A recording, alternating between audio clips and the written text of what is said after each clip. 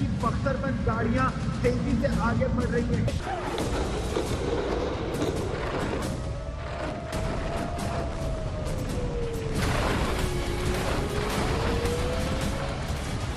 Israel युद्ध अभी थमता नहीं दिखता। आसमान से बारूद की बारिश करने के बाद अब इजराइल फौज के टैंक गाजा पट्टी की तरफ बढ़ चले हैं। एक के बाद एक आप मेरे पीछे देख सकते हैं कि बख्तरबंद गाड़ियां यहाँ पर आ रही हैं। बहुत ही ट्रक आर्मर्ड व्हीकल्स हैं जिनमें ट्रूप बहुत तेजी से आगे बढ़ सकते हैं। इनके अलावा 155 मिलीमीटर की तोपें भी इस इलाके में लाई जा रही है। अगर आप मेरे पीछे इन तस्वीरों में देखें, इजरायली फौज की ग्राउंड एडवांसमेंट की बड़ी वजह यह भी कि हमास के हमले थम नहीं रहे। अब तो यरूशलेम के कुछ इलाकों से भी इजराइल के खिलाफ रॉकेट चलने लगे हैं। दूसरी तरफ हमास पर हमले के लिए इजराइल ने गाजा पट्टी पर एक रात में 750 जगह बमबारी की। इसे लेकर अब ईरान ने इजराइल को धमकी भी दी। हमास ने कहा कि इजरायली फौज जिस तरह से हमले कर रही है, उनमें पिछले दिनों 5 जगहों पर हुए इजरायली हमले में 13 बंधक मारे गए, जिसमें विदेशी भी हैं। इजराइल अब बमबारी करके बेगुनाहों की मौत का जोखिम नहीं उठाना चाहता, क्योंकि 7 दिनों में इजराइल ने गाजा पर इतने बम गिराए कि 1530 फिलिस्तीनी मारे गए, 6500 से ज्यादा लोग जख्मी हैं, 4.25 लाख से अधिक पलायन कर चुके हैं। लेकिन इजराइल अपने प्लान पर अडिग है। गाजा पट्टी में अब जमीनी हमले की तैयारी है और इससे पहले इजराइल ने संयुक्त राष्ट्र संघ से लेकर गाजा पट्टी के फिलिस्तीनियों तक को कहा कि वो उत्तरी गाजा खाली कर दें। इजराइल ने यूएन से लेकर उत्तरी गाजा में मौजूद 10 लाख से ज्यादा लोगों को 24 घंटे का अल्टीमेटम दिया। इसके बाद इजरायली फौज जमीनी अभियान शुरू कर सकती है। माना जा रहा है कि उत्तरी गाजा के रिहायशी इलाकों में आम लोगों की आड़ लेकर हमास के आतंकवादी छिपे हैं। इजराइल चाहता है कि ये बेगुनाह आबादी दक्षिणी गाजा पट्टी में चली जाए, ताकि वो खुलकर आतंकवादियों पर प्रहार कर सके। उधर दक्षिणी गाजा में इतने बड़े पलायन से इजिप्ट डरा हुआ है। उसने अपनी उत्तरी सरहद पर सुरक्षा और चौकसी दोनों बढ़ा दी। इजिप्ट को डर है कि गाजा पट्टी के शरणार्थी रफा बॉर्डर के रास्ते सिनाई पहाड़ी की ओर न बढ़ जाएं। खबर है कि इजिप्ट ने पेशकश की दक्षिणी गाजा में ही शरणार्थी कैंप बनाए जाएं, तो वो फिलिस्तीनियों को राहत सामग्री वहीं पहुंचा देगा। इस पूरे इजराइल संकट को सुलझाने के लिए अमेरिका भी मैदान में है। अमेरिका के रक्षा मंत्री इजराइल में है। इससे पहले अमेरिका के विदेश मंत्री इजराइल में पीएम नेतन्याहू से मिलने के बाद जॉर्डन गए। खबर है कि ब्लिंकन कतर, सऊदी, यूएई और इजिप्ट भी जाने वाले हैं। युद्ध के भड़कने की आशंका को देखते हुए गाजा में आम लोगों पर टूट रहे युद्ध के कहर को रोकने के लिए फिर संयुक्त राष्ट्र सुरक्षा परिषद की बैठक बुलाई गई। उधर ब्रिटेन के पीएम ने भी भूमध्य सागर में अपनी सैन्य तैनाती बढ़ाने के आदेश दिए। दूसरी तरफ फिलिस्तीनियों के समर्थन में जॉर्डन से लोग इजराइल सीमा की ओर बढ़ते नजर आ रहे हैं। उत्तरी सरहद पर लेबनान और सीरिया से भी इजराइल को खतरा बरकरार है। अब अमेरिका की कोशिश बस यही, किसी तरह हमास के कब्जे में मौजूद 97 बंधकों को छुड़ा लिया जाए और गाजा पट्टी पर हुए हमले में आम लोगों की मौत फौरन रोकी जाए। अश्कलोन में आशुतोष मिश्रा के साथ स्टेरॉयड में गौरव सावंत, इजराइल आज तक। सवाल यही पूछे जा रहे हैं कि इजराइल की लड़ाई किस ओर बढ़ेगी? क्या ये हमास के खात्मे तक सिमट जाएगी या फिर फिलिस्तीनी अधिकार की आवाज उठाने वाले देश मानवाधिकार के मुद्दे पर इजराइल के खिलाफ मोर्चा खोल सकते हैं? यह आशंका भी बनी हुई है। हालांकि अमेरिका बार बार कह रहा है कि इस युद्ध में तीसरे की दखल मंजूर नहीं है, क्योंकि इजराइल की पीठ पर अमेरिका खड़ा है। ब्रिटेन जैसे देश भी अपनी तैनाती भूमध्य सागर में बढ़ा रहे हैं। ऐसे में इजराइल का प्लान क्या है, ये सवाल सभी के ज़हन में है, मन में है। इजराइल के रुख से आज जो पता चलता है उससे यही लगता है कि इजराइल अब थमने वाला कतई नहीं है। उसकी फौज उत्तरी गाजा पट्टी की तरफ बढ़ चुकी है और इजराइल ने गाजा पट्टी के उत्तरी इलाकों को खाली करने का फरमान भी जारी कर दिया है। इसके पीछे इजराइल की क्या संभावित रणनीति हो सकती है, उसे समझने के लिए आपको जल्दी से एक नक्शा दिखाते हैं। दरअसल ये पूरी की पूरी गाजा पट्टी है जो इस वक्त हम आपको दिखा रहे हैं। ये पूरी की पूरी गाजा पट्टी है। ये करीब 365 वर्ग किलोमीटर की है। इसके उत्तर पूर्व के कोने पर इरेज क्रॉसिंग है, जैसा कि आप देख रहे हैं। यहीं से फिलिस्तीनी इजराइल में नौकरी करने के लिए जाते थे और इसी बॉर्डर को उड़ाकर आतंकवादी हमला करने के लिए भी गए थे। इस बॉर्डर से सटा हुआ उत्तरी गाजा का इलाका है। यहीं से बिल्कुल सटा हुआ उत्तरी गाजा का इलाका है, जिसमें मुख्य शहर गाजा शहर है, जो कि बेहद घनी आबादी और बस्तियों वाला शहर है। इजराइल ने अब तक जो गाजा पर हमले किए हैं उसमें 9 बड़े ठिकाने हैं और उन 9 ठिकानों में 60 ठिकाने यही जो उत्तरी गाजा का इलाका आप देख रहे हैं, उत्तरी गाजा का ये इलाका और इजराइल की ओर से जो हमले किए गए हैं, यहीं पर वो हमले किए गए हैं। बेत हानून है, शुजाइया है, रिमाल है, अल जहरा, जिससे पता चलता है कि इन्हीं इलाकों में सबसे ज्यादा हमास के आतंकवादियों की मौजूदगी है। आप इस नक्शे में देख रहे हैं कि बेत हानून से लेकर चाहे वो शुजाइया हो, रिमाल हो, अल हजरा हो, यहां तक इजराइल की ओर से हमले किए गए हैं। हालांकि 7 दिनों में इजराइल ने इतनी ज्यादा बमबारी की है, फिर भी हमास आतंकवादियों का दुस्साहस कम होने का नाम नहीं ले रहा है। एक तरफ वो रॉकेट अटैक किए जा रहे हैं, जबकि दूसरी तरफ गाजा में मारे जा रहे आम लोगों की खबरों से फिलिस्तीनियों के बीच सहानुभूति और दुनिया में उठ रहे असंतोष और आक्रोश के नतीजे का इंतजार कर रहे हैं। हमास के आतंकवादियों ने तो फिलिस्तीनियों से यह भी अपील की है कि वो वादी गाजा के दक्षिण बिल्कुल न जाएं।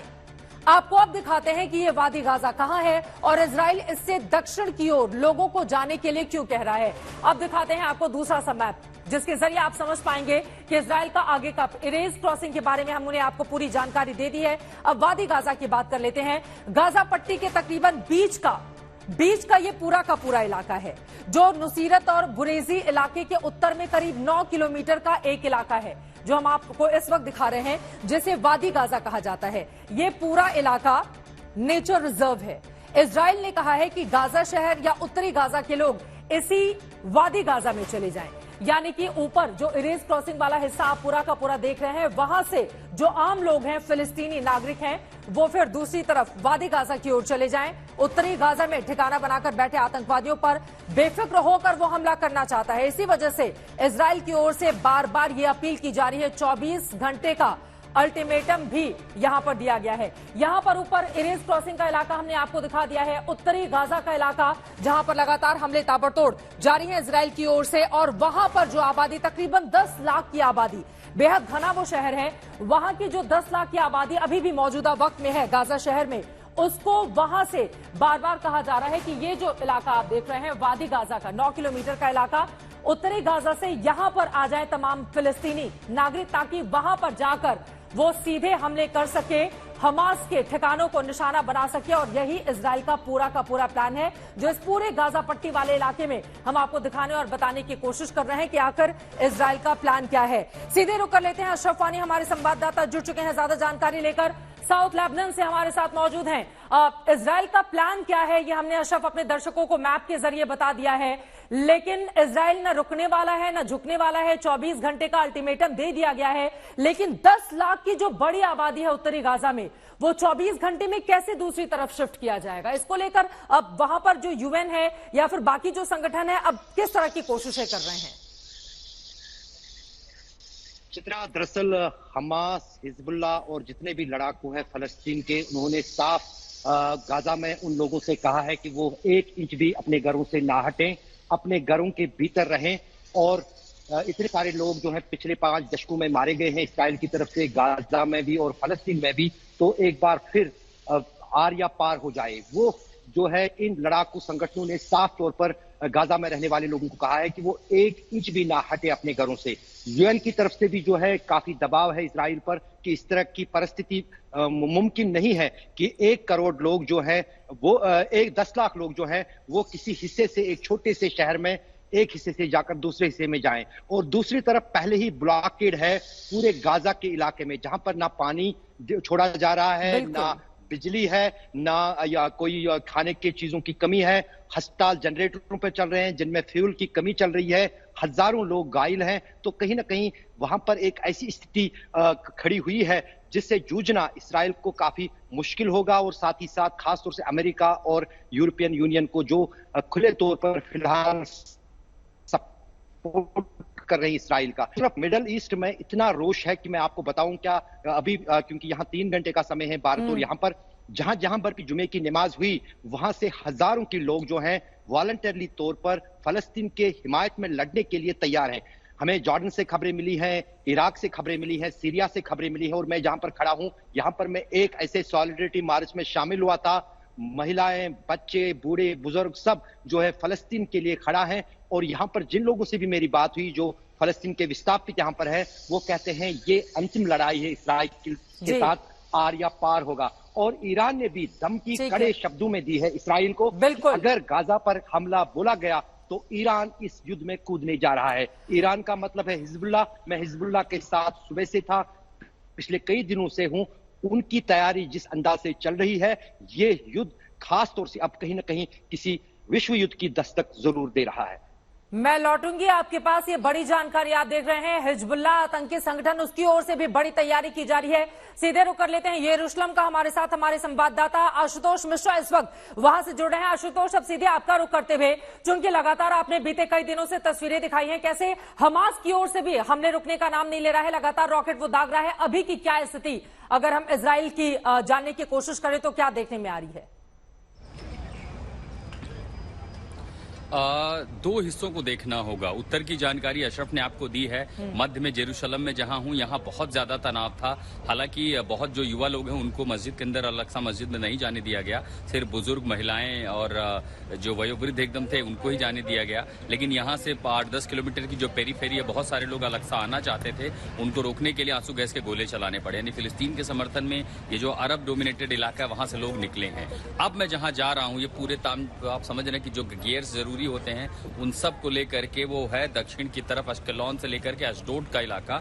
दरअसल वहां 11 बजे पहला हमला शुरू हुआ है। और जब हम बात कर रहे हैं, आयरन डोम जो डिफेंस सिस्टम है, दरअसल वो आपके मोबाइल पर एक एप्लीकेशन के जरिए अलर्ट भेजता है। और उस अलर्ट से अगर मैं गिनती करूं तो अब जो है इसकी गिनती भी बहुत मुश्किल है।